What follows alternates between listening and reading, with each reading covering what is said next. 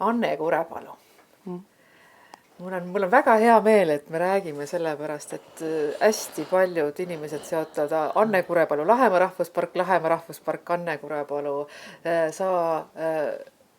Kuidas sina esimest korda Lahemaale sattusid siia paika? Täiesti juhuslikult. Ma olin pärast ülikooli lõpetamist 69. aastal 2 aastat tööl Tallinnas Ajaloo Instituudis. Algul pidin küll Türile minema ajalooõpetajaks, aga mu juhendaja arvas, et ma võiksin teadusega tegeleda. Aga 2 aasta jooksul Tallinnas selgus, et teadlast minust ei saa, ei huvitanud see asi. Ja siis tuli üks sõnelemine instituudi partei sekretäriga, kus ma ütlesin mõtlemata ühe lause ja ei olnud enam võimalik edasi sinna jääda. Ja siis rääkisime ülikooli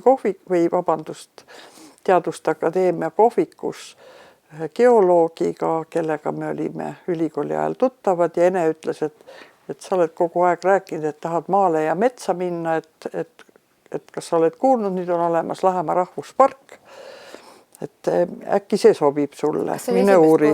Kas see oli esimest korda, kui see Lahemaa rahvuspargist ma ei olnud isegi Lahemaa rahvuspargist kuulnud midagi, jah, see kohviku vestlus. Kellega?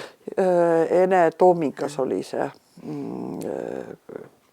geoloog. Ja siis läksin Metsamajanduse ja Looduskaitse ministeeriumisse, juhatati looduskaitse osakonda Eino Luige juurde.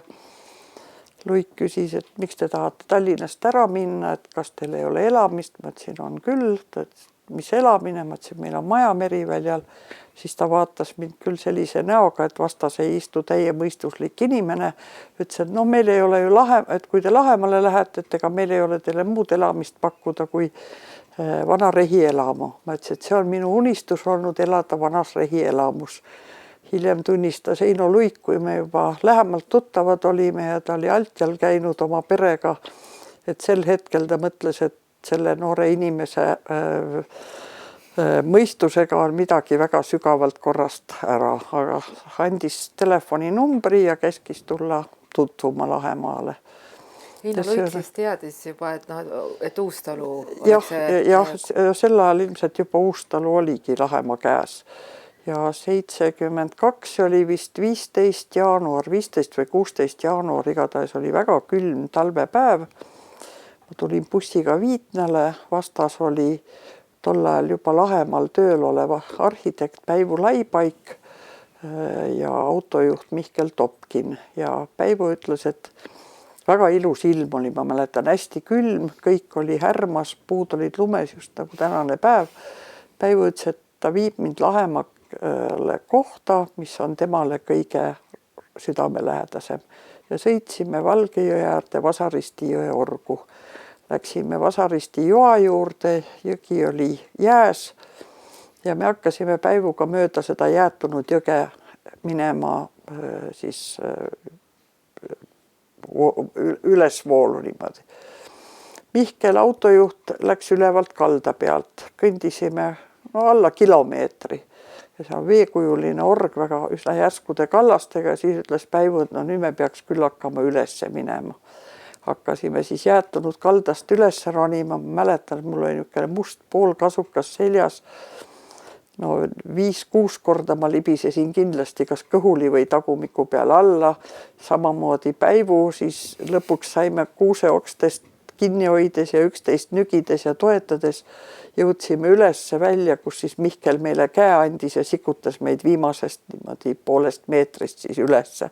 Siis me olime täiesti tilkusime mõlemad, nahk märg ja Päivu küsis mu käest, et kas tulete Lahemale tööle? Ma ütlesin, tulen küll, seal samas lõime käed. Et see oli minu esimene tutvus Lahemaaga ja 1. veebruarist 72 olin ma siis Lahemaal tööl teadusliku töötajana ja elamiseks 72 1. veebruar ja elamiseks saingi siis Alt ja Uustalu. Ma olin korra vist, kas see sama esimene kord, kui ma käisin, oligi Alt ja Uustalus mingisugune koosolek. Ja seal oli siis söögiks soolalõhe, hapukoore ja sibulaga. Ma ei olnud iialgi saanud soolalõhet hapukoore ja sibulaga. Koosolek, enam rohkem sellest ei mäleta, kes seal olid. Peale Lahemaa esimese töömehe Karl Väinsalu, ilmselt oli direktor Epner ja võib-olla veel keegi. Ja siis, kui pärast koosolekut kõik asutasid ennast ära minema, siis ütles Karl Väinsalu, et mis te ära lähete, et kui te peate Tallinna minema, et hommikul vara läheb siit buss Rakverre, sellega saate Rakveres ja Rakverest Tallinna, et siin on nii palju süüa järel, sööge ja jääge magama. No siis jäingi sinna Uustallu, pime jaanuari öö, sõin nii palju, kui sõin seda kuskile panna ei olnud, et oleks kaasa võtnud seda lõhet, ma siis terve õhtu tõesti vohmisin seda soolalõhet süüa. Siis läksin eeskambrisse magama ja keset ööd äkki käis hirmus prahvakas ja eeskambri ja rehetoa vaheline uks hakkas kriiksuga lahti vajuma. Minul oli külm hirmu higi otsa ees, sest võõras koht külast väljas, kedagi ei ole. Tõusin istukile, algul olin selili, siis tõusin istukile, uks läks veel rohkem lahti ja krigises. Seal toas elektrit ei olnud, siis mul tuli meelde, et tagakambris oli elekter.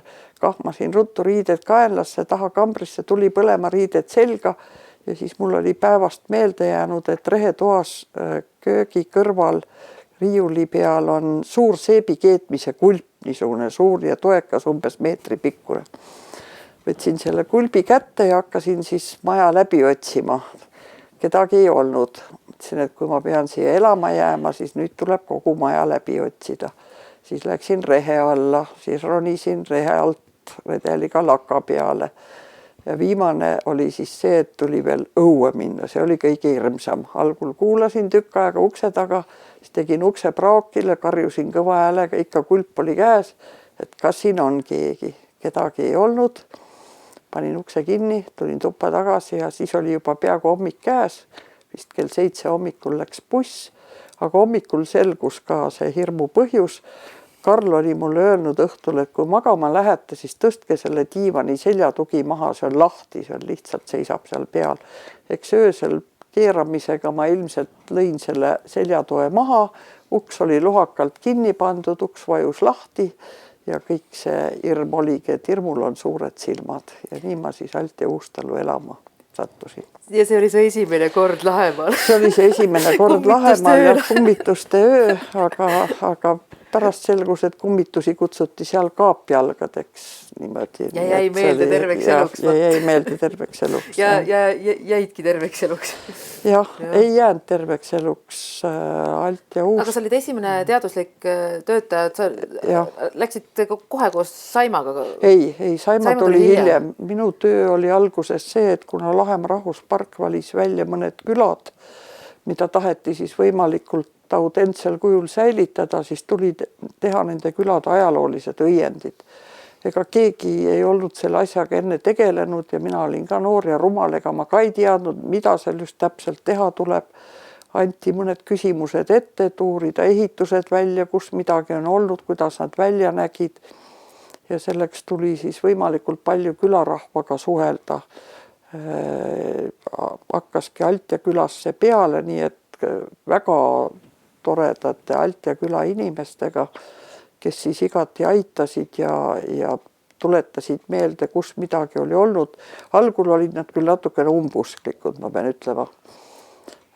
Küsiti kohe seda, et kas see rahvuspark tähendab seda, et me peame nüüd rahvariided endale selga panema ja siis hobuse ja adraga jälle kündma hakkama, aga nendele sai üsna ruttu see selgeks, et nad jagasid selle ära, mida rahvuspark just nimelt nende jaoks tähendab, et see, et me tahame hoida alles mälestust nende esivanematest, nendest töödest, mida nende esivanemad on seal teinud, et me tahame neid säilitada ja me tahame neid tutvustada teistele. Ja mulle tundub, et see oli see, millega me Alt ja külarahva enda poole võitsime. Ja ma tean, et järgmistes külades, kus ma pidin tööd tegema, oli see info juba kõik ette liikunud ja mul oli väga lihtne kontakti saada teistes külades. Altjal vist see töö kujunes kõige põhjalikumaks, ka tänu sellele, et Fredi Tomps oli see, kes luges või andis ette asjad, mida oli vaja vaadata ja siis luges läbi ja palus jälle täpsustada. Sellepärast, kui sa sinna Altile läksid, ega siis see hoonestus, enamus sellest ei olnud veel taastatud ju. Ei, Altjal Uustalus oli sel ajal olemas Uustalu rehielamu, oli olemas kunagi Soomest toodud ait ja muid, kelder oli sisse vajunud, keldrilagi, kaev oli sisse kukkunud, aedu ei olnud, aita ei olnud, sauna ei olnud, karjakaevu ei olnud, lauta ei olnud. Need tuli kõik ehitada uuesti. Kõrtsi ei olnud, toomarahvat ei olnud, Neeme võrgukuure ei olnud. Et see oli lagemaa. Ja need, lagemaad ei olnud, aga need tuli kõik uuesti teha ja külaaedade, mis mulle väga meeldis, oli see, et kõik külarahvas tuletas meelde, et kus ja millised olid nende hoonestuse ümber olevad aiad olnud ja siis sai teha see skeem, et kus midagi, millised aiad olid ja Lahemaa ehitas need alguses ka üles, aga nüüd need on muidugi kõik juba jälle ära medanenud ja ära vajunud. Toomarahva ümber on tagasi ja kõrtsi ümber on nüüd autentselt tagasi. Jah, nüüd on uuesti tagasi osa. Uustalut jäi kenasti. Et need olid esimesed sellised proovitööd. Aga proovitöödega sulle ülesannet teadnud, te mõtlesite Frediga koos ikkagi nagu? Ei, minule andis ikka, et mis külad teha, andis Epner, direktor Epner ja siis Epner oli ilmselt sellel teemal rääkinud ikkagi Tompsiga ja nemad valisid välja need külad, et need olid siis Alt ja... Millel ajaloolised õiendid teha? Ja Alt ja Naturi Pedassaare, Käsmu, siis oli Muuksi ja Eru, need olid need põhilised. Rannaküladest? Ja sisemaküladest sa tegid ka mõned? Ja siis olid Ilumäe, Võhmatõugu ja Vatku, need külad ka. Aga Altja kohta Fredi Tomps ise nagu tegi need eskiisid, mida taastada ja kuidas taastada, aga ta pidi seda ju koha peal koos sinuga tegema. Ei, ta sai minu käest andmed, ma mäletan, et kui oli ülesanne, et Alt ja Neeme võrgukuurid tahetakse taastada, siis ma kutsusin kõik külarahva kokku, see oli mais 72 ja tegime siis kogu külarahvaga Alt ja Neemes niisuguse päeva, kus kõik siis tuletasid meelde, mis nende kuur oli ja õnneks Karl Väinsalu, kes oli meie esimene töömees, Karl oli ka fotograaf ja Karl oli 27. aastal teinud foto Alt ja Neeme võrgukuuridest ja seal oli ilusasti näha mõisa paadikuuri nurgakivi ja see nurgakivi oli seal alles ja siis see aitas külarahval meelde tuletada, et missuguse perekuur kusagil oli, kuidas ta välja nägi ja selle põhjal ma tegin sel päeval Neemes selle esimese kirjelduse ära, pärast kirjutasin selle kokku, aga siis Tomps luges selle läbi ja siis tal oli vaja veel täpsustada mõningaid andmeid, et kus poole uks lahti käis ja missugused käepidemed olid ja siis tuli uuesti külast korra läbi käia ja jälle ühe ja teise käest täpsustusi küsida. Aga külarahvas oli tõesti väga entusiastlik, ma pean ütlema, et nii toredaid inimesi, kui rannas oli või rannakülades ja eeskätt Altjal, mina ei olnud varem oma elus küll kohanud, nii et see oli väga, väga ilus aeg. Fredi Tomps andis sulle siis need ehituslikud ülesanded seal Altja küla osas. Ma olen kuulnud, et väga palju joonistati koha peal. eskiise, kas see, mis puudutas näiteks aedu või asju, et ka meenutuste järgi niimoodi, et kuhugi, et Väinsalule, et Fredi Tomps andis Väinsalule mingisuguse tikutopsi peal mingisuguse joonise ja tehtigi valmis. Eks ta töö käigus ilmselt niimoodi oli, noh, ma ju liikusin väga palju ringi, aga ma ei olnud konkreetsete tööde juures ja ega ma ei olnud ka palju sel ajal seal, kui Fredi Tomps käis, seepärast, et noh, siis kui oli ikka suvi ja töö tegemise aeg, siis jalgrattaga oli tol ajal see ringi liikumine. Ja sinu esimene ülesanne, need ajaloolised õiendid olid juba ees kevadel, eks ju? Jah, et need tuli ära teha. Et Alt ja Jaani tuli. Kuidas see mõte tekkis? Esimene, ma ei tea, kellel see mõte tekkis. Kaks asja, et need kuurid, paadikuurid, paarikuurideks, kuidas see traat sealt ja kuidas see Jaani tule mõte tekkis? See traataed oli olemas, aga ega seda väga enam ei korrastatud sel ajal ja see oli kas 73 või 74 tegelikult pigem. Albert Noorak käis oma Rahandusministeeriumi rahvaga igal aastal maikuu sees, see oli kas 9. või 10. mai, käis Altjal heakorrastustöödel ja siis oligi, ma ütlen, ma aastanumbrit ei mäleta, kas 73 või 4, Toomarahva juures oli tööd ära tehtud või tegemisel. Nooraku rahvas istutas sinna need puud, mis seal praegu on, seal on Nooraku istutatud kask veel. Ja siis sai töö tehtud, Noorak lõi käed vastu püksi tagumiku puhtaks, ütles, et nüüd lähme sinna Altja Neeme ja korjame selle hirmsa okastraadi sealt ära. Siis ta võttis 2 meest, andis suure puutoika neile kätte ja ütles, et hakkame kerima. See aed oligi ripakil.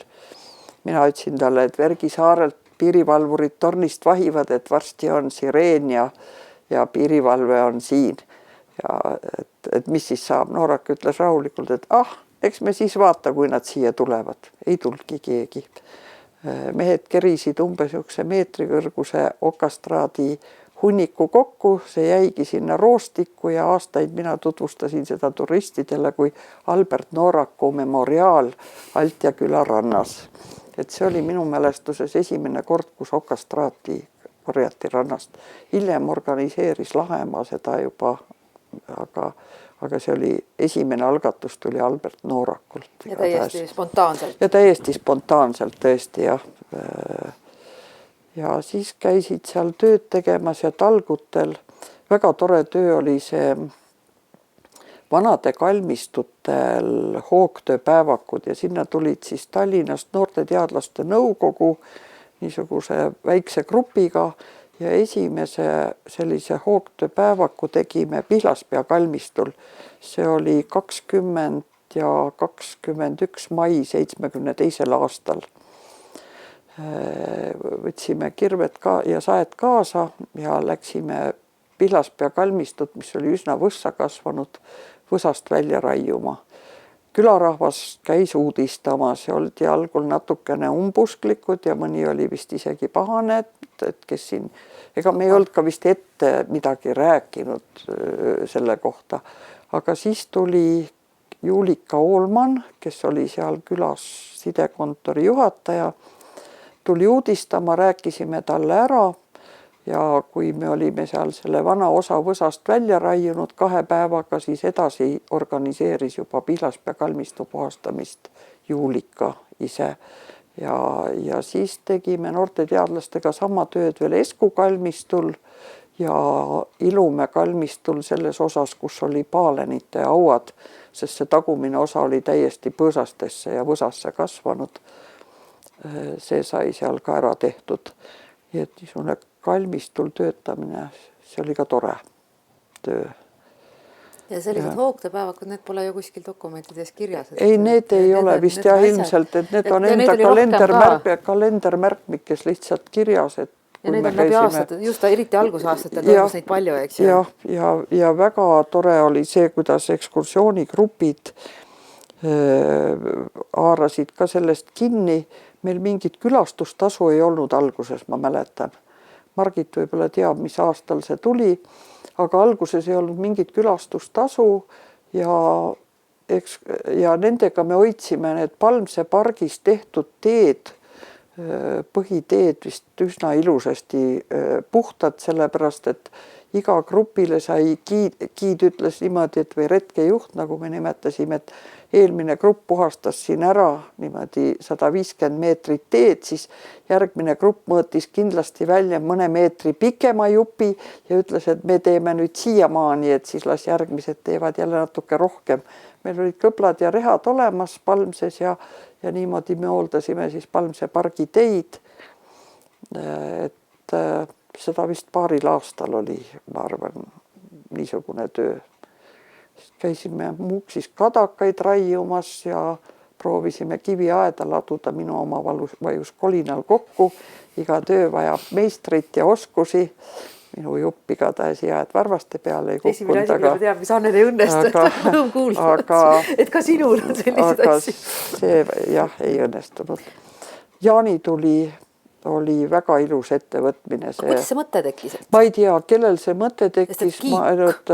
Ja kiik oli kohe mõeldud, et kiik taastatakse, aga kas see oli juba selle mõttega, et siis peetakse seal ka jaanituli, ma ei tea, aga kiik kuulus Altja küla Kiigemäe juurde ja kiik sai valmis just 1 päev enne või 2 päeva enne seda jaanituld.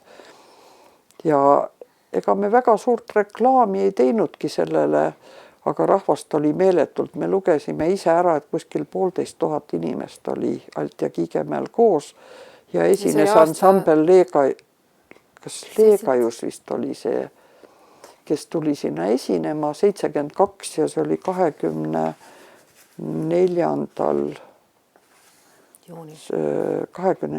juunil, jah, kui see jaanituli ja Tõnurist oli siis selleks puhuks lasknud kirjutada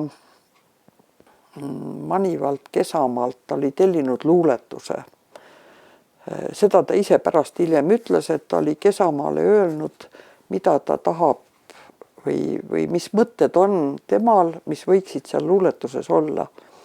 Ja mingit valjuhääldajat seal Kiigemäel minu mälestuses ei olnud, vaid Tõnurist luges selle seal keset Kiigemäge ette täielikus vaikuses. Inimesed nutsid, seda ma nägin, et nii mõnelgi oli pisarad silmas. Ja see oli tõeliselt niisugune südamlik ja väga rahvuslik jaanituli ja selle pidamiseks tuli taotleda piirivalvelt eriluba, sest piirivalve oli ju ära keelanud igasuguse suitsuahjud ja märgutuled randades, et Soome spioonid ei leiaks meid üles. Aga see luba saadi ja see esimene jaanituli tehti. Järgmine oli Natturis vist ja 3. oli Muuksis ja igale poole ehitati ka kiiged üles selleks puhuks. Aga mina jäin seotuks Altjaga, ma ei olnud ei Natturis ega Muuksis, nendest ma ei oska midagi rääkida. Et ma jäin Altja jaanitulede juurde. Ja seal oli pärast veel oli 78, pärast oli ka neid jaanitulesid. Need olid juba niisugused isetegevuslikud rohkem ja juba rohkem külarahva poolt korraldatud vist kui otseselt rahvuspargi poolt. Kus need esimesed olid päris märgilised, ükskõik kus nad esimesed olid jah, väga toredad. Ja ma siin ikka oskan öelda. Et Juulika Oolman. Kas see oligi sul esimene kokkupuude Juulika Oolmaniga, kui te parasjagu müttasite Pihlaspea kalmistul ja tema enda kodukohas? Ja sinul oli kirves käes ja ütlesid Juulikale tere. See vist enam-vähem niimoodi oligi ja kuna siis tuli vist saimegi Juulika tuttavaks, aga ma hakkasin kodu-uurijatega tegelema Lahemaal ka. Ajaloolised õiendid, siis oli sul kodu-uurimise sektsiooni tegevuseks ja siis tuli sul ka siis külastustegevus peale. Siis tuli see külastustegevus, jah. Ja see tuli kõik samal ajal või?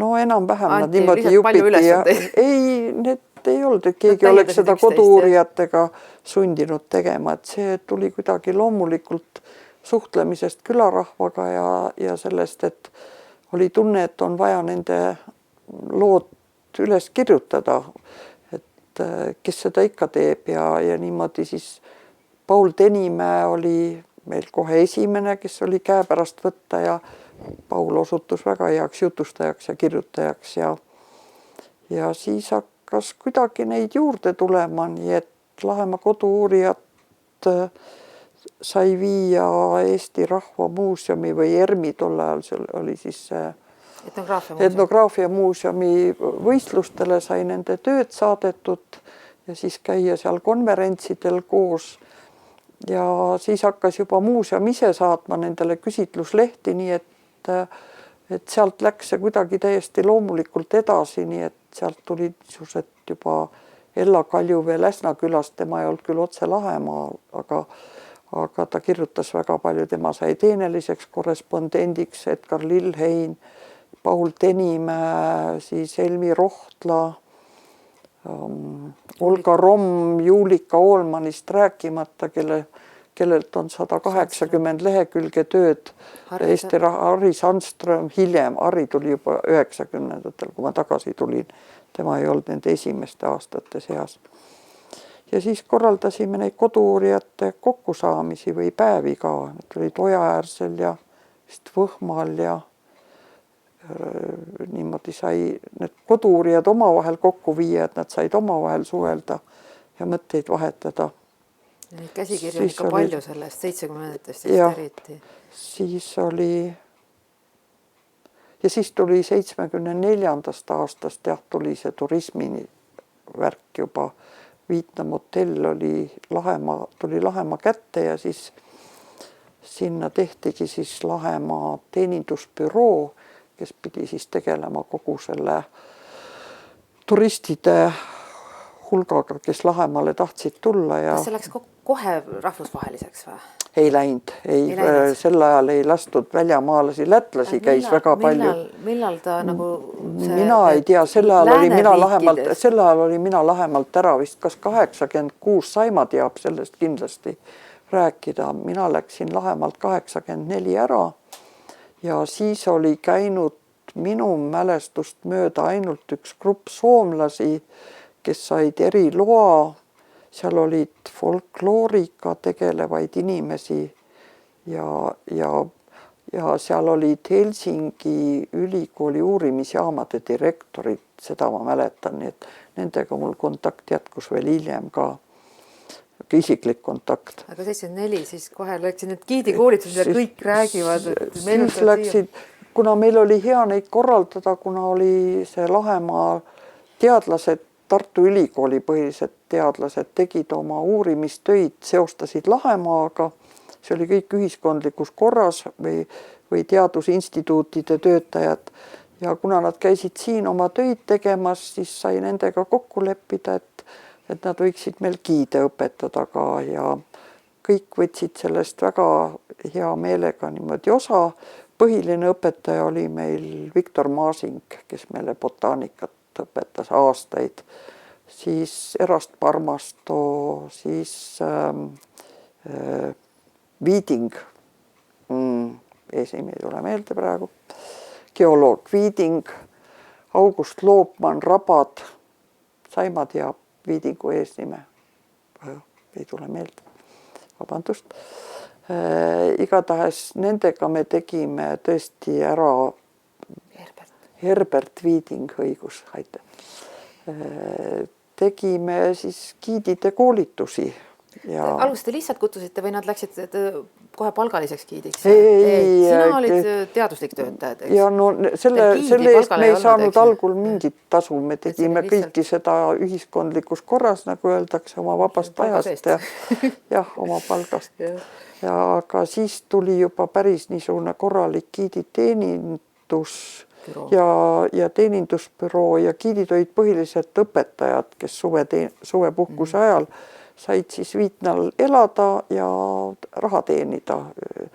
Oli loodus nagu Linda Metsaorg, kes oli väga tuntud bioloogiaõpetaja 32. keskkoolist ja üks kutsus ühe, teise niimoodi see praegune Vabaõhumuuseumi direktor Merike Lang oli juba koolilapsena meil, siis meie üks esimesi giide Valve Harv tõi oma sugulase Arvo Piiri ka koolipoisina juba. Nii et ja kõik nad said meiega koos, ega me vahet ei teinud, et sina oled nüüd laps ja sina oled õpetaja, et kõik olid väga entusiastlikud, kõik õppisid, kõik tahtsid teada.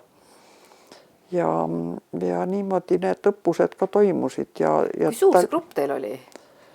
Ekskursioonigrupp või giidide grupp? Ma arvan, et neid giide oli parimatel aegadel kuskil kuni 15 vist isegi võis olla, sest ega nad ei olnud kogu suve kohal, et mõni oli 2 nädalat, mõni tuli ainult lühikeseks ajaks, mõni oli terve suve kohal, et see oli niisugune, kuidas kellelgi võimalik oli. Ma arvan, et meil oli üks 15-20 inimest, kui hakata meelde tuletama, et kes kõik selle töö peal olid. Ja koolitustest osa võtsid. Sest räägitakse, et need on täiesti legendaarsed. Nii Merike räägib kui Linda, et vaat giidikoolitused, et see oli midagi erilist. Et hea seltskond oli järelikult. Jah, õhkkond oli väga hea ja muidugi neid oli väga lihtne korraldada tänu nendele teadlastele, kes tõesti, nad ei saanud selle eest mingit tasu. Nad lihtsalt tulid ja tegid need asjad ära ja see oligi vist nende aastate see suur entusiasm ja selline tunne, et me saame midagi rahvuslikku või rahvuspargi jaoks teha, et ei olnud iialgi vaja niimoodi kedagi väga eriliselt paluda, et rohkem oli see, et kas leiame ühise aja nende töö kõrvalt, et kõik, kes tulid, tegid ka neid õppusi väga meil. Maasinguga me rändasime vist kõik Lahemaa rabad risti ja põiki läbi, pluss metsad ja muud kohad, nii et väga tore oli. Kas see oli see organiseeritud, 74 oli siis juba organiseeritud, et giidi koolitus küll, aga kuidas see siis külastus, kas see oli siis lubade alusel või turismigrupid ja registreeriti? Ja, kes tulla tahtsid, tavaliselt helistati, siis tuli saata selle peale välja, ja kuna oli piiritsooniga tegemist, siis tuli saata sellele asutusele, üksikisikutele seda ei saanud teha, tuli sellele asutusele saata vastava blanketi peal välja selline kiri, et Lahemaa rahvuspargi teenindusbüroo võtab selle grupi vastu sellel kuupäeval või nendel kuupäevadel ja siis nad läksid selle kirjaga, inimeste nimekirjaga ja passidega miilitsajaoskonda, siis vähemalt 10 päeva kuni 2 nädalat oli siis see aeg, kui oodati siis seda propuskit, sellist rohelist venekeelset propuskit, millega siis tuldi ja seal oli siis peal, et nendel on lubatud viibida piiritsoonis Lahemaa rahvuspargis. 1 kord või oli see isegi 2 korda oli minul ka selline juhus, sest ei lastud siia neid, kes olid Siberisse küüditatud ja grupijuht tuli ja ütles mulle, et tead, et meil on üks inimene võõra inimese passiga siin, et ta tahtis siia tulla, aga teda ei ole lubatud siia, et paneme ta bussi taha otsa, et kui piirivalvur kontrollima tuleb, et siis vaevalt, et ta enam jaksab selle bussi taga otsas kõiki enam nägusid vahtida. Bussis oli pinev vaikus sel ajal, mitte alati, see oli ka pisteline niimoodi, aga bussis oli väga pinev vaikus, läks õnneks, kätte ei saadud. Kui pikk? Et mis? Paus. Tervist! Tere, vabandust. Lõpetame minuga vist ära. Ei, jumal, meil on kogu see kodu uurimise fenomen ära rääkimata. Sest teenindusbüroo juht oli kes? Teenindusbüroos töötasid mina olin. Sina olid juht ikka? Mis aastast sa siis 74 oli teenindusbüroo juht ka veel või? Vist olin jah, ma vaatan. Ja ma ei mäleta neid kuupäevi. Käsmu, jah. Kuidas me sinna, see oli piiritsoon ju. Mina käisin vist ka partisanina alguses. Sina käisid partisanina alguses ja. Seepärast me ju sealt Esku teed pidi kaapisime Koljakule, et mitte jah sattuda. Et need, kes Siberis olid, ei lastudki? Neid ei lastud jah, piiritsooni selle all. Ja mina olen kuulnud, et Võsul pildistati neid gruppe või ei pildistatud? Ei, seda ma ei ole küll kuulnud. Ei, kas siis see, kes oli seal mingisuguseid, aga ma ei... 74, 20. aprillil on olnud Noorok mingil põhjusel, mitte mais, aga on olnud Altjal istutasid puitpõõsaid ja noorak hakkas paari mehega koristama piirivalve lagunenud traataeda 74. aprillil. Kokku keriti ligi meetri kõrgune pusa, mis vedeles aastaid Neeme lähedal toostikus. Ja. Inturist tõi esimesi gruppe siia. Aga see oli ikka, seda räägib sina räägi seda. Mina ei tea sellest. Aga ma ei tea sellest midagi. See oli 70-ndatel. Jah, et ma olen ka kuulnud, et mingisugune kindel marsruut, aga me räägime sellest marsruutidest ja sellest korraks. Mul ei ole. Inturisti kaudu oli, aga kõik muud käisid, siis need olid erivärgid, nendega käisin mina ringi. Aga inturisti kaudu käisid ka, jah. Mul ei ole selle teenindusbüroo alguse kohta midagi kirjas, ma ei tea, see oli vist nii. Aga sa olid juhataja? Olin juhataja, aga ma ei mäleta. No räägi, kellele see valka panid? Aga sul büroos oli Saima ka töötas näiteks? Ei, Saima oli teaduslik töötaja, Saima tegi ainult ekskursioone. Aga seda teenindusbüroo värki ma tõesti ei mäleta, mismoodi see peale hakkas. See peab kuskil olema, ma arvan, Etneri kirjas. Sellega seoses sul olid need giidikoolitused ja marsruudid, eks ju? Seda ma ei mäleta.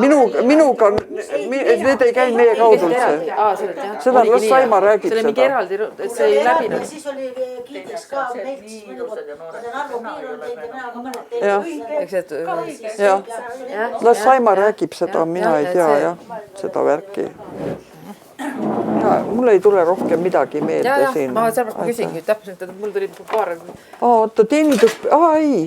teenindusbüroos 76, 30.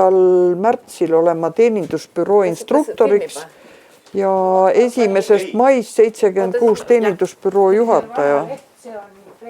Aga hakkame siis filmima. Aga värsked on Ei, ta on niisama lõbustab ennast. Kui mina lähen hoopis ära. Miks ära tahad minna? No miks ma ei või? Ei saa minna ju. Sul on kiire praegu või? Ei ole. Võib-olla sul tuleb midagi veel meelde. Sest mina kappan kohe minema siis. Tempo. 76 ilmselt ikka tuli see teenindusbüroo ilmselt. Et 76. aastal sa said siis teenindusbüroo juhatajaks ja siis lubadega pidid inimesed siia pääsema. Kas marsruudid ka kooskõlastati? Jah, Kes pakkus marsruute? Marsruudid tegime meie Saimaga. Ma mäletan, et see töö hakkas meil juba kuidagi varem peale. See vist kujunes selle põhjal välja, et kes meist midagi teadis või kus rohkem käidi ja alguses meil oligi nii, et me tegime 4-tunnise, 8, see oli tundmatu maa meil endile ka, 4-tunnine, 8-tunnine, 12-tunnine ja 16-tunnine ja need marsruudid tegime me Saimaga. Tegime alguses valmis, siis need käisid ministeeriumis kooskõlastamisel ja siis me hakkasime nendele nii-öelda liha luudele kasvatama ehk alguses sai lihtsalt punktide kaupa need valmis teha, aga siis hakkasime jutusid sinna juurde kirjutama nendele objektidele nii-öelda, mis seal marsruutides oli. Ja jah, 75, 17. märtsil hakkasime Saimaga kokku panema võimalikke Lahemaa ekskursiooni marsruute. Ja 75, jah, järelikult see teenindusbüroo tuli ka sel ajal, et siis sai sellega tegeleda. Et Ilmar Etner ütles, et... Ma ei mäleta, ei, teenindusalal meil oli asedirektor Erik Liim, kes tuli Tallinnast inturistist ja temal olid selle koha pealt väga suured kogemused ja tema oli see, kes selle teeninduse süsteemi tegelikult välja töötas ja kogu selle kiidinduse värgi, et mismoodi, sest see oli, me võtsime inturisti mudeli tegelikult mingil moel üle täiesti. Kõik see, et tuleb õpetada ja marsruudid peavad olema ja jutud ja kõik see asi tuli sealt niimoodi ja see järjest arenes edasi vastavalt vajadustele ja võimalustele. Nii et. Ja esimesed marsruudid, kuidas te koos käisite, et nende esimeste marsruutide koostamisest või nendest punktidest või kas Kaarli talu oli seal esimeste marsruutide hulgas? Harald Lass räägib, et kuidas Anne Kurepalu tema juurde juba 70-ndate alguses tuli ekskursioonidega. Ma käisin, kui ma tegin Pedassaare ajaloolist õiendit, siis 18. aprillil 1972 käisin esimest korda Pedassaare Kaarlerahva talu väärtustega tutvumas. Küll oli seal aidas alles väärt kraami, aga milline korratus ja mustus sealt vastu vaatas, vabandust.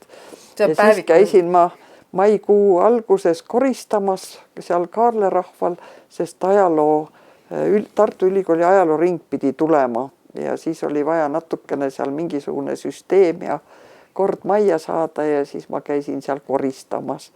Ja siis tuligi see 8.–9. mail 72 tuli siis Tartu Ülikooli ajalooring Lahemaale, ööbisid Alt ja Uustalus ja käisime siis Kaarlerahval külas, nii et see oli esimene käik Kaarlerahval. Ja see jäi meile marsruutidesse, aga mitte iga giid ei käinud seal, sellepärast et pererahvaga läbisaamine oli ka üks asi kindlasti. Saima käis seal gruppidega, mina käisin ja ma ei tea, võib-olla käis veel mõni giididest, et teiseks ka see, et igal giidil kujunesid välja oma lemmikkohad, millest ta tundis ennast paremini, tugevamini ja kindlamini, mille kohta ta rohkem teadis ja ega meil ei olnud ette kirjutatud niimoodi, et sa pead just ilmtingimata sinna minema. Aga marsruudid olid enne koos? Marsruudid olid jah ees niimoodi ja giid täitis pärast ka, ma ei mäleta, mis aastal see tuli, täitis grupikaardi, kus oli siis kirjas marsruut, kui palju oli turiste ja kirjutas siis oma arvamuse marsruudi kohta või grupi kohta või ja neid loomingulisi kaarte oli meil aastate viisi, aga kuhu need said, seda ma ei tea. Juba alguses 75. kui esimesed marsruudid kokku pandi, oli Palmse oli sees, Altja oli sees, Käsmu oli sees, joad olid Nõmmeveski, Joaveski, Vasaristi, need olid väga populaarsed. Et need olidki vist põhipunktid.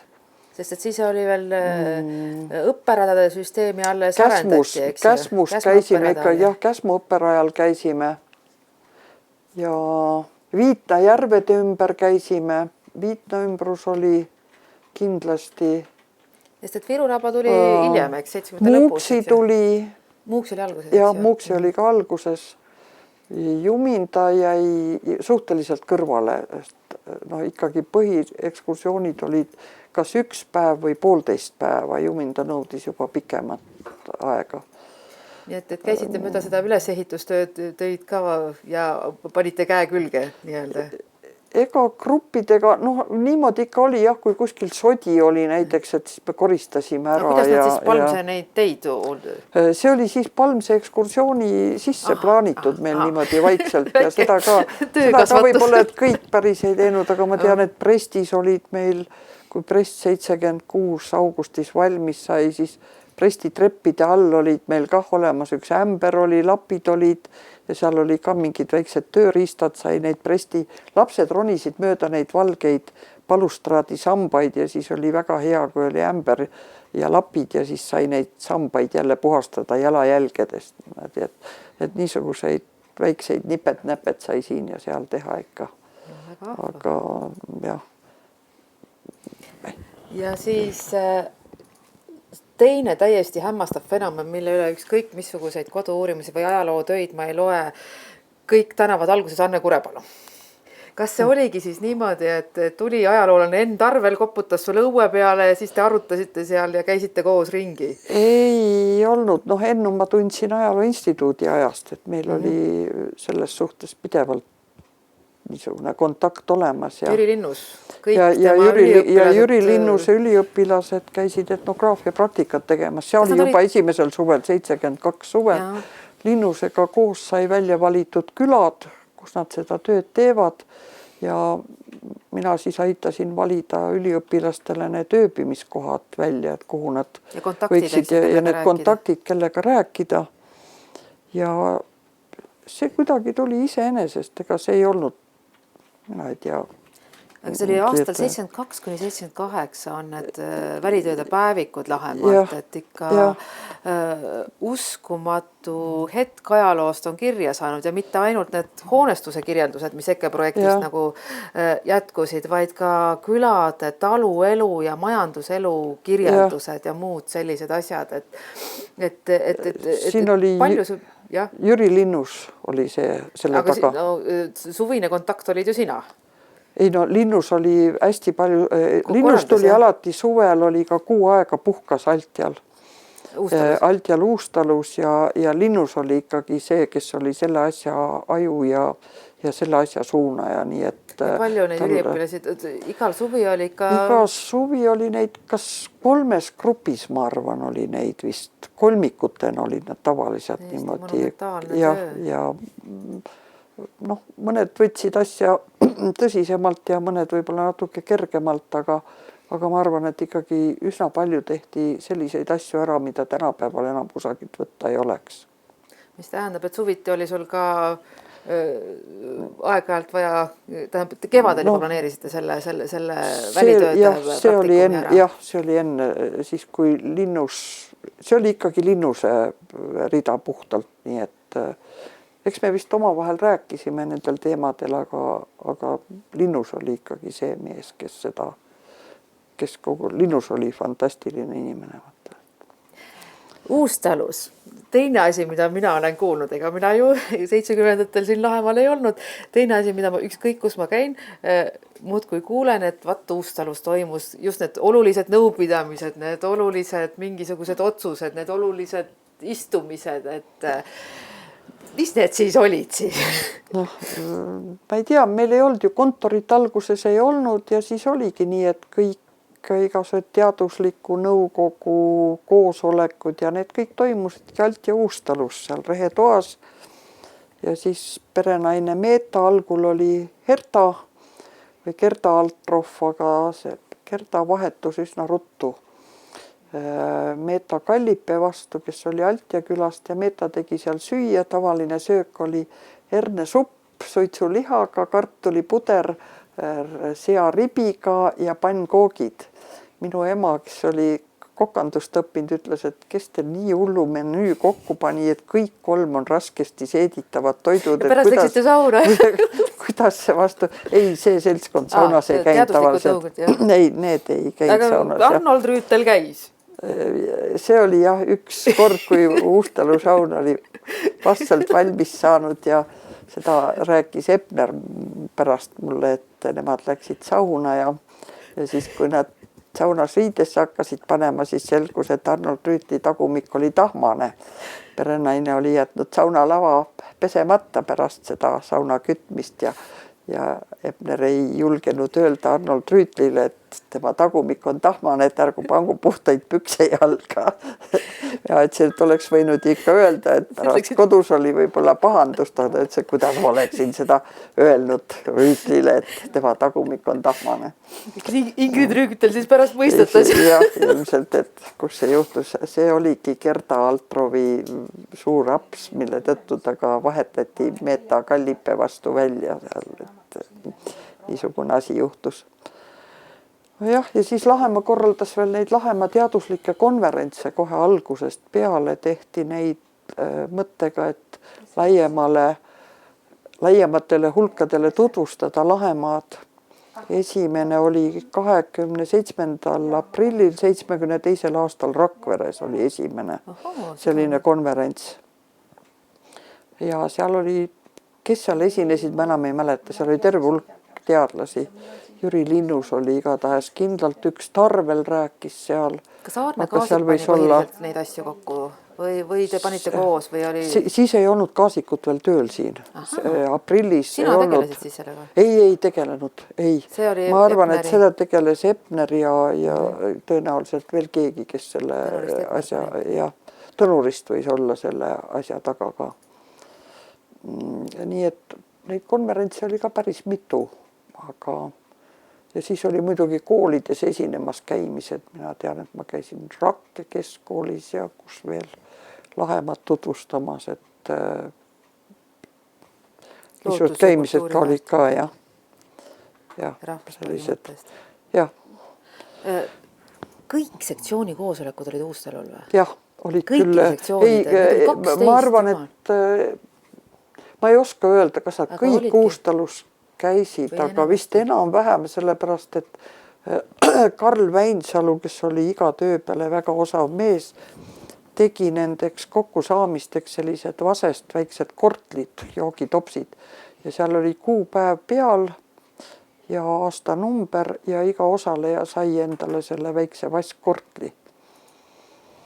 Ma ei mäleta kõiki, ma ei mäleta neid kõiki. Et see lähemalt teaduslik planeerimine toimus Uustalu...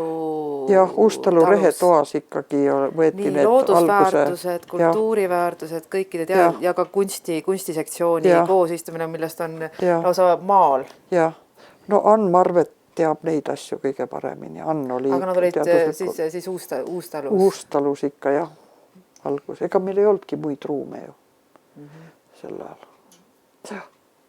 Uustalu oli jah see, mille kohta ütles kunagi üks, ma ei mäleta, kes see oli, aga Uustalus oli järjekordne üritus toimunud, ma olin vist perenaisel abiks seal süüa tegemas ja see mees ütles pärast, et see on kummaline koht, et kui ta sealt midagi räägib laua taga, siis tal on alati selline tunne, et sealt tahmunud parte pealt keegi esivanemate vaim jälgib seda, mis ta ütleb ja tal on selline tunne, et see, mis siin on öeldud, seda tuleb väga tõega võtta ja niisama asjatut lubadusi või niisama asjatut lora ei tasu seal nende parte all ajada. See oli kuidagi väga südamest teha ära minnes öeldud. Aga siis, kas oli see nendest samades ideedes, mis 73–76, midagi sellist kultuuri poole pealt, mis sa nägid, et nagu ei realiseeru või ei... No sel ajal minule hakkas hiljem vastu see, et see külade asi jäi kõik kuidagi tahaplaanile ja asi vaekaus kaldus kõvasti Palmse mõisa poole ja mitte see, et see ei olnud tore, et üks mõis korda tehti, aga mina võtsin sellest nurgast, et minu esivanemad on olnud kõik talumehed ja talus elanud ja töötanud, et meie juured on talus, et me selle osa pooleli ja kuidagi etsime ja mingil moel nagu hülgasime ja kogu aur läks Palmse mõisa peale, et see käis, mulle hakkas see asi vastu, ma ei saa sinna midagi parata ja Palmsega mina tegelesin äärmiselt vähe ainult. Nii et oli ikkagi plaane ja mõtteid näiteks Kivikatkuseppikoda korras? Jah, olid küll need asjad, mis jäidki tegemata lõpuks. Ja need samad kiviaedade süsteemid, mis on samas Ilumäel taga, et sa oled näinud palju selliseid väärtusid, mida praegu enam külades alles ei ole. Ja sealhulgas ka siis taluhoonestuse enda näol, et kus oled näinud, et oli ja kadus. Ja et seda on ikka... Aga sellele eraldi tähelepanu pööramine oli korraks siis nagu ikkagi nagu päevakorral. Ma olen kuulnud, et 70 keskel ikkagi see arhitektuuri Päivika nagu mõtles selle peale selles suunas ka või? Ma ei oska sellele öelda. Tomps oli see, kes oli selle rea peal. Ma ei oska öelda, sest 70ndate keskpaigast ma tegelesin juba selle turismindusega, et siis jäi see ajalooasi kõik 78 generaalplaanis pole sellest ja 81 arenduskavast on põgus, et nagu sellised majandusarengud 78 generaalplaanis nagu domineerivad ikka hästi paljudes osades. Sest 75 hakkas see Palmsesse mõisaga see asi peale ja siis hakkas juba kalduma kõik see. Et Palmses hakati Vihula ja Kolga, et need läksid nagu, et need on nagu prioriteet number 1. No Palmse oli ikka prioriteet number 1, sest Palmse kuulus otseselt Lahemaale, teised ei olnud ju otse Lahemaal. Aga no Tõugu Hansurahva korrastamise juures sa kirjutasid ka ajaloolise õiendi sinna alla või? Jah, mitte Tõugu Hansurahva kohta otse, aga vist Tõugu küla kohta tervik. No neid oleks saanud palju paremini teha, kui ma tagantjärele olen lugenud, et oleks kas sul oli võtta analoogia? Ei, analoogia kahjuks võtta ei olnud. Ainult Koguva, aga see oli muinsuskaitseala kirjeldus. Analoogia võtta ei olnud ja Tarvel ei osanud ka rohkem midagi öelda selle kohta ja ja nii palju nagu siis Linnuse ja Tarveli näpunäiteid oli, nii palju seda teha sai. Aga kas külade arengu suhtes oli siis mingeid selliseid ideid, et mida oleks saanud, mis olid laual, aga mida lihtsalt nagu ei mäleta praegu. Sest et seesama kodu-uurimise tegevus ju jätkus. Jah. No see läks pärast juba niimoodi, et ei olnud ju enam vaja ise tegeleda sellega, vaid ERM tegeles ju otse nende kodu-uurijatega edasi, nii et pole Juulikaga sai kõige rohkem selles mõttes tegeleda, et ta oli hästi aktiivne ja talle ma andsin teemad kätte, et millest ta võiks või millest ta võiks kirjutada või mida uurida. Ja tal oli seda hea teha, sest postkontoris, kus ta istus, talle jooksid kõik need jutustajad sinna samasse koha peale kokku, tal ei olnudki vaja muud kui kirja panna. Juulika oli haruldus täiesti, võiks öelda, kodu-uurijana. Ja lisaks veel kohaliku murde osas. Ja hiljem muidugi Harri Sandström, kes need külade kaardid joonistas ja just asjad tegi Edgar Lillheim ja no nendest võiks lõputult rääkida, aga võib-olla aitab kah, anname Saimale sõna. Mul oli üks küsimus veel, ma tahtsin just, et kodu-uurimine küll, aga ajaloo instituut enda arvel käis, ikka rääkis põgusalt sellest ka nagu, et ajaloo uurimise osas oli ka mingisuguseid suuremaid plaane tegelikult. Et nagu tal oleks see asi nagu pooleli jäänud või kas teil oli koos mingeid nagu... No Tarvelil oli plaan muidugi seda Lahemaa ajalugu edasi kirjutada, aga see asi... Mille taha see lõpuks takerdus, ma ei oska öelda, sest ta tahtis ikkagi sellele Lahemaa ajaloole, selle esimesele raamatule järje kirjutada. Ja seda on näha, kui see raamat kätte võtta, et see raamat on pooleli jäänud. Aga ma ei oska öelda, mille taha see asi jäi. Külade ajaloo prioriteet kadus 78 nagu ära ja kogu lugu, et Palmsed oli peale ja siis ehitati hoolega Palmset, aga mis tähendas ka seda, et ka marsruutidesse integreeriti siis rohkem loodusväärtusi ja siis külasid nagu no nii, teie olite ju selle büroo juhatanud, mis tähendab, et ikkagi mööda külasid käisite ka, jah? Ja, no meil oligi ikka, külad olidki ju põhilised meil, kus me käisime, külad ja ikkagi need Valgejõeäärsed kohad ja Viidna ja Saima võib-olla teab rohkem nendest asjadest. Mul oli mingi asi oli veel, mis mul on... Aha, 80-ndad. Et kui nüüd Margit Pallon tuli tööle, jäi kuni... No vahepeal sünnitas 4 last, aga kuni Lahemaa seaduseni, siis sina läksid 80 keskpaigas vahepeal 84 läksin ära. Gastroleerisid kusagil Pärnumaal, ma ei tea, kohas see oli väga hea. Ei olnud koht X. Räägi sellest korraks. See oli Pärnu Kekilepanina puhkekodu, kus ma olin 7 aastat juhataja. Et sa olid see teenindusbüroo juhataja siin pärast olin Viitna motelli juhataja. Viitna motelli juhataja ja siis kuni, kas see oli 84, kui sa läksid? 84 1. aprill või 2. aprill. Ja miks siis ometi? Noh, võib-olla mõned asjad võivad jääda ka ajalukku. Ja siis, mis tähendab, kui sa tagasi Lahemaale tulid, et siis sa olid juba töötasid, sa tulid ju külastuse peale tagasi. Ja see on siis Aarne Kaasiku ajal juba. Jah. Ja see oli siis aastal 91. 1. juuni vist oli siis see kuupäev. 91. 7. juuni metoodika ajaloolasena tulin ma siis sellise nimega. Ja 31. juuli 2000 tulin Lahemaalt ära, et alustada tööd vaba inimesena vabal maal ehk FIE-na. See 93–2000 on selles suhtes põnev aeg, et kui siin oli kuni 90 alguseni administratsioonihoone oli siin, et kuidas ta üldse sinna tekkis, et selle kohta saad sina väga palju rääkida, sellepärast, et sa olid otsapidi selle sama ekspositsioonimaja plaanide ideed taga. See oli jälle puhtjuhus külastuskeskus, see oli täiesti puhtjuhus. Me olime Viitna motellis hoopis tükis ja siis oli niisugune lugu, et 90-ndate alguses tulid ju Eestisse need Ameerika vabatahtlikud nõuandjad. Ja ja üks nendest oli siis Lääne-Virumaal. Ja aga tollega esimesega meil kontakti ei olnud ja siis tuli üks teine, kelle nimi oli Lilian McMath.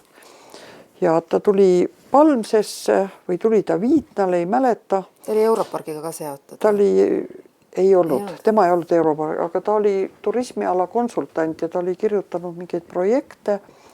Ja ta tuli ja rääkis seda, et Saimas, siis meil oli vist ikka juba see Palmimajas külastuskeskus olemas mingil moel. Me olime ju alguses Palmimajas ja sinna ta sattus ja ütles, et tema avastas oma eelkäija paberihunnikust ühe paberi, et kui kirjutada projekti, siis on võimalik saada külastuskeskuse ehitamiseks raha mingist Euroopa N-fondist.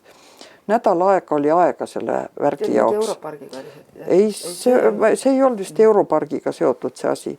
Ja siis oligi niimoodi, et Lilian, no ega me ei uskunud, Lilian ütles, et me võiks selle asja ära teha. Noh, ega me ei uskunud, kas sellest asjast üldse võiks asja saada. Aga kuna Lilian oli väga entusiastlik, siis ta pressis peale ja ütles, et tema kirjutab selle projekti kokku, andku meie ainult need andmed kätte. Ja siis oligi niimoodi, et tuli kõigi igasuguste ruumide plaanid, mingid skeemid välja mõelda ruttu ja välja mõelda ruttu ekspositsioon ja välja mõelda ruttu tehnilised vahendid, hankida nendele kõigile ruttu hinnad taha. Ja see oli nädala ajaga, jah. Maja ehitamine sisuliselt, eks? Ja see oli maja ehitamine ja see summa oli üsna suur, mida oli võimalik saada ja ega me keegi ei uskunud, et see asi üldse teoks võib saada.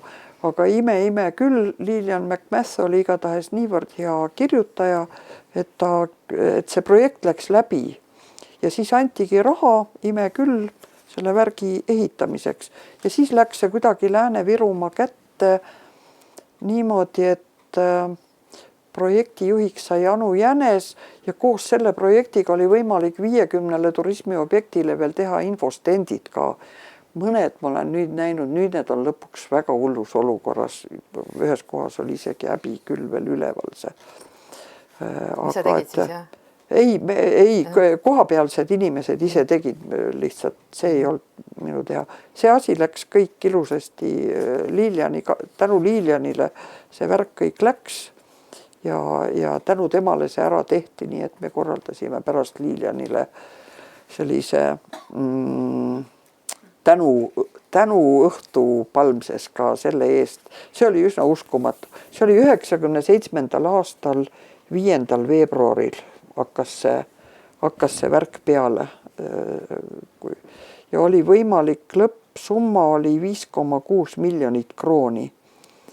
Ja et uskumatu oli, et see raha tuli ja sealt tuli see praeguse külastuskeskuse maja ehitamise algusraha nii-öelda. See oli tänu Lilianile. See planeeritud ka ekspositsioon, eks ju? Jah, oli küll, aga natuke teistmoodi oli see ekspositsioon tol ajal mõeldud. Aga las ta olla, vast aitab nüüd ka.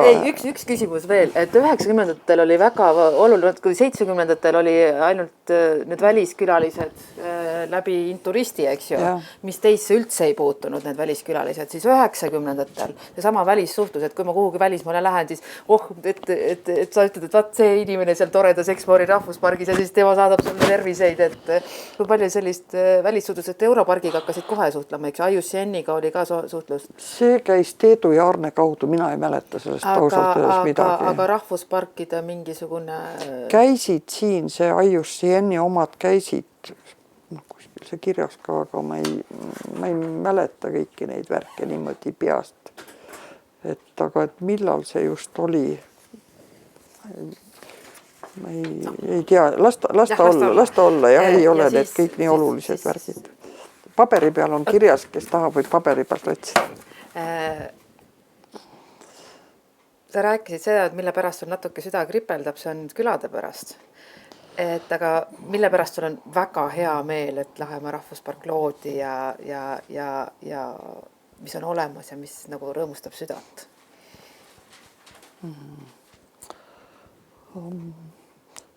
see minu jaoks vist ikka kõige suurem rõõm on olnud need algusaastate kontaktid külainimestega, siin kohapeal elavate külainimestega ja nendega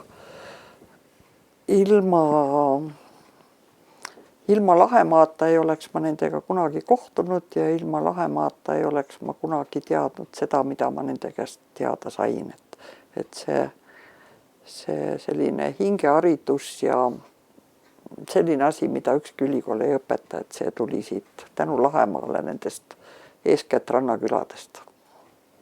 Tänu, aitäh.